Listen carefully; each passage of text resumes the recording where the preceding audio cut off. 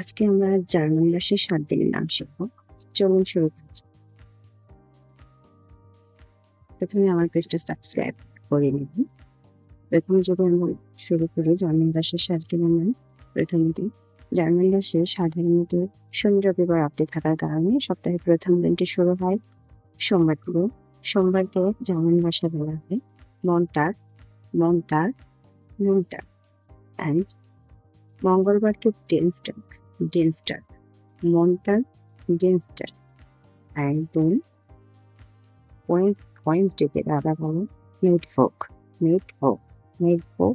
থার্সডেকে German ভাষায় বলা হয় ডোনার্সটাগ, ডোনার্সটাগ, ডোনার্সটাগ। ফ্রাইডে, ফ্রাইডেকে বলে ফ্রাইটাগ, ফ্রাইটাগ অ্যান্ড শনিবার সেটাকে বলা হয় জামস্টাগ, জনটাগ। রবিবারকে জনটাগ। Don't forget to subscribe my channel. Thank you.